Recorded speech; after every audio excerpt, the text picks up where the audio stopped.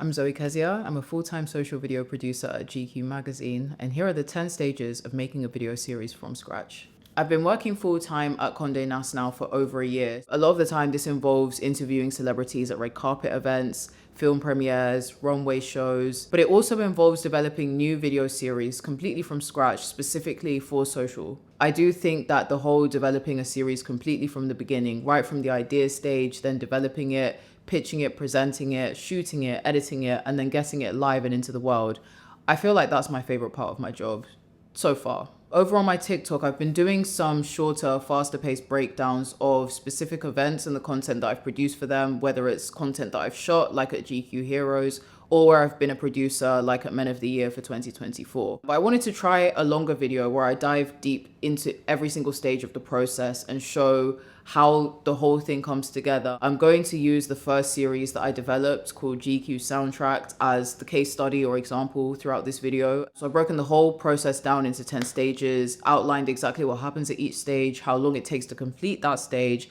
and then also my reflections and takeaways on each part of the process. That's enough yapping, let's dive in. Stage 1, ideas. So as I said, the series that I'm using as an example is called GQ Soundtracked. However, at the time that I came up with an idea for it, this was not the name that I had in mind. In fact, there was no name at all. When I first got a doc of ideas together, I had 8 ideas in there with completely different concepts. And at the very top of the list was a rough idea about this music series. My inspiration for it was Desert Island Discs. If you're unfamiliar, Desert Island Discs is a radio show on BBC Radio 4. So this music-focused series was at the top of my list, and it was the idea that I was the most confident in, with the kind of loose idea that having all of these songs together would turn into a playlist. I was really keen to go down this route because when it comes to interviews, a lot of the time people focus on naturally what that person is doing or their work, but I always find it super interesting to know which artists that the artists I like to listen to. And then in terms of how long it actually took to come up with the ideas before presenting them, I sat down for an hour just filling out a doc, brain dumping, tidied it up a bit, and then sent it over to the rest of the team. When I joined, I wasn't used to the whole come up with ideas on tap thing, because prior to that, when I was a freelancer, I would just do things as and when I felt like it. I'm sure a lot of people are the same, where sometimes ideas just come randomly. They just plant a seed in your brain when you're on a walk somewhere, you're buying your food shop at Tesco, and you have to quickly write it down so you don't forget it. Very rarely, from my experience prior to this, was I ever able to just sit down and be like, right, ideas, let's go. It was definitely challenging at first, but it's definitely something that I think you can practice and get better at. Stage 2, pitching and presenting. Obviously, when you've got your ideas, it's time to put them forward to the relevant stakeholders. Out of the 8 ideas that I put forward, 3 of them were approved. We all kind of decided that this music one would be the first one to tackle on the list and get up and running. One thing that I've come to really appreciate about this stage and process is the receiving of feedback. I used to really struggle with receiving constructive feedback on my work because I used to always just take it as a very personal attack. Because obviously when you're making creative work, very often it's coming from something within you. When I sent out the initial document, the way I'd done the questions just didn't really make any sense, and I kind of made it more complicated than it had to be. And then it was someone else on the team that was like, why don't we just do it so that the person just hones in on a specific situation for a specific track and then just leave it at that? And I was like, oh yeah, that makes a lot of sense. When you're the one coming up with the idea and you're coming at it from a video producer or videographer or video editor lens, obviously your expertise is great for that. But when it comes to things like the kinds of questions you're asking, in this day and age where cancel culture is very much alive and well, there are often areas or questions that you just avoid in general because it's very unlikely that you're going to get someone to actually answer them truthfully, because no one wants to get caught out, slagging someone off accidentally. Even if they mean well or they didn't mean it in that way, people are very quick to judge. Stage 3, concept development. Time to decide who's going to be the first person in the video. It's time to actually ask and put forward the idea to that person's management or representative. And then it's also time to start storyboarding what the video will actually look like structurally from start to finish. Is there going to be an intro? What kind of music is there going to be in the background? Are there going to be graphics? And if there are, then it's time to start thinking about what they'll be. Obviously, in an ideal world, you'll get all of that done before you shoot and all of that signed off and started before you get going. But it's kind of hard to do that when you don't have an example of an interview yet, especially if you don't know how it's going to go or whether the questions are going to land or whether it's even going to be a good episode after all of your toils and troubles. Having a very, very good idea and plan beforehand is very, very useful.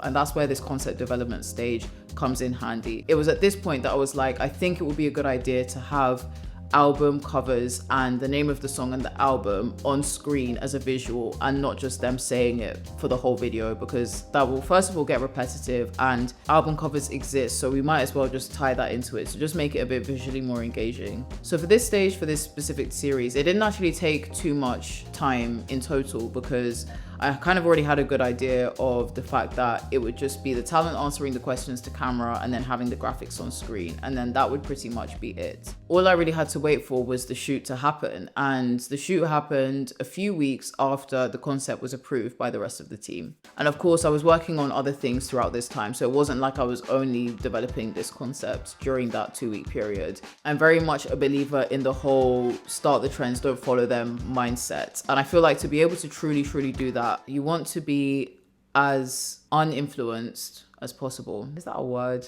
Especially because there's so much noise now on social media. There's so much content about how to make content, how to structure your content, how to appear this way, how to do this, how to do that, how to beat the algorithm, blah, blah, blah. I just don't want to hear it, to be honest. So yeah, for me, the research stage is basically just to confirm that this idea hasn't already been done by a competing magazine. And if it has, then it's time to switch it up. Stage 4, pre-production.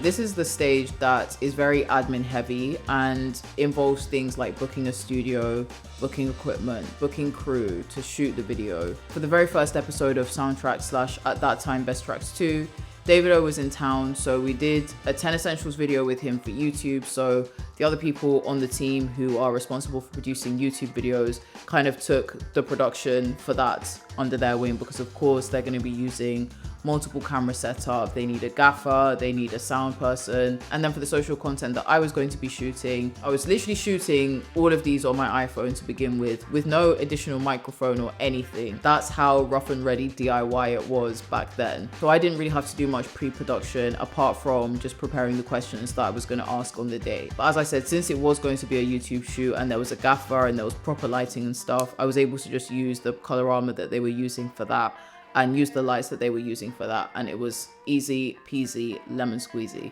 Since then, I'm shooting a lot of social videos on my own and on the go, and very often I'll have to go to where someone is. Sometimes the artists or actors or whoever will be doing press runs, so they'll kind of be running around somewhere throughout the day. For LL Cool J, I went to his record label's head office in London, and this Charlie XCX example, she was in America at the time, so I had to put together a step-by-step guide on how to shoot the episode, getting the intro, adding in follow-up questions, etc., how to frame it, what spec to shoot the video at, and that kind of thing, and then just putting that all into a document to send to the team that would be shooting it. One thing I've realized is that I actually really enjoy the production stage. I feel like there's something about harnessing all of your creative energy and actually just pointing it somewhere. The great thing about this whole social video era, and the kind of upsetting, really, if you think about it, fact that people's attention spans are so short, it means that you don't have to shoot for that long. So normally for these episodes, the final video ends up being 1 minute to 2 minutes these days. For this very first version, I didn't ask any follow-up questions or ask him to expand on the answers. So he literally just would answer the question and then give a track and then just move on to the next one. So this actually took, I think, about 4 minutes to shoot in total, which is quite quick. But since then, the episodes have been getting longer and I've been asking follow-ups so that each answer has a bit about why they've picked that. And so now for the newer episodes of the series, they usually take about 10 to 15 minutes to film, but then still get cut down to 1 to 2 minutes long, which when you think about it is kind of wild. Stage 7, post-production. So when it's a brand new series, and obviously there are no previous examples of edits, the first edit can take a very long time. And even though the final deliverable for social is only 1 minute long, it still took a very long time to actually get from the very first draft to the final one. From memory, it was about 7 or 8, which is actually not that much now that I think about it. And it took a bit of time to actually get the graphic sorted. It looks very simple and you might be like, that took you ages. I worked with the actual design team on some graphics, and that's now become a part of the process where whenever we're doing new graphics for the video, I go to them and be like, please help me, please.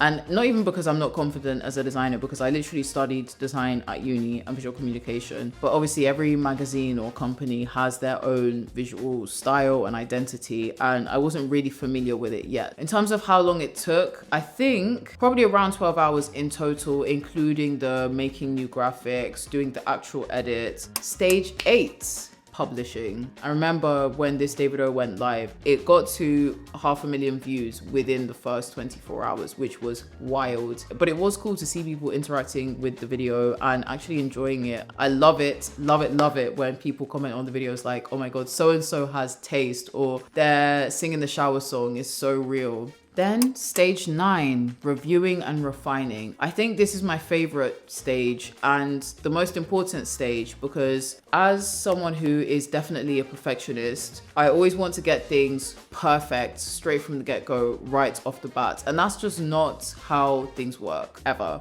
It's not going to be the best it can be right from the beginning, because as much as you can plan and prepare and do all your research, try 101 different things, as much as those things can be in your control, how the person answers the question is completely not in your control, and how people receive the video is completely out of your control as well. I used to get really hung up and actually hold myself back trying to get things as perfect as possible, or even feeling like I couldn't do something because, you know, I was scared that it wasn't going to be a certain way or look a certain way. But if there's anything that I've learned throughout this whole making series process, is that sometimes you have to just do and put it into the world, and then once it's out, then you can analyze and then be like, okay, this is real life feedback. This isn't just stuff that I've made up in my head. This is how people are receiving it. I think especially when you work in this field of video production, etc., when you're very tech savvy and you have knowledge of cameras and whatnot, it's very easy to obsess over every single detail possible. I'm actually kind of happy in a way that I started off shooting it on my phone with no additional equipment and basically just vibes. And don't get me wrong, that's not to say that you shouldn't care about producing high quality content, but when you're trying to get something off the ground and get the ball rolling, I think momentum is more important. And if all these things that you're trying to do to make it super shiny and super slick are gonna hold you back, then you just need to let go of the reins for a bit and just let it breathe. One thing that I thought would be cute to implement further down the line was actually making the playlists so that people that have watched the video can listen to them. Some of the playlists are so good. I highly recommend. They're on British GQ, Spotify. Personal faves are Near Archives. Bobby Gillespie as well, who's in Primal Scream, has some really good selections too. Actually taking it one by one and posting and seeing how that went and just continuing is how you actually see where you can improve and what you need to focus on improving. So this stage is my favorite because it happens over a very long period of time, but because you're making changes incrementally, I feel like the video going live and then seeing how it actually performs and how people actually respond to it is what ties everything together. So the reviewing and refining kind of becomes a practice in and of itself. And then that brings us to the final stage, keep on going. Once the series is up and running, the first episode has been done, where there are parts of the getting it off the ground stage that take longer than others, like doing the first edit, for example, or coming up with the ideas, fleshing out the concept, that goes away, but then comes in the work of actually producing the new episodes. Not every celebrity is right for every single publication. I can't just say yes to all of the emails coming into my inbox, nor can I just reach out to every single manager everywhere and just hope for the best. So that's his whole own thing separately, then trying to keep shooting regularly, and also on top of that, start developing other series at the same time, keeping up with my kind of boring day-to-day repetitive tasks as well. This year, I've told myself that I'm really going to focus on completing things versus just trying to do loads of things at once and not actually finishing anything. Still a work in progress, but hopefully this year I'll be able to get a couple other series. It really annoys me that the plural of series is series, because I understand why it is, because series is weird, but saying series when you mean more than one series, it just sounds wrong coming out of my mouth. Anyway, that's my pet peeve for the day. That's all from this video today. If you have any questions, then please let me know. I'm very much in my I want to make the videos that I want to make era, but it is also useful to get suggestions from you since you're the people that are watching. This recording is way too long and I'm hungry, so I'm going to stop here, but thanks for watching and I'll see you next time.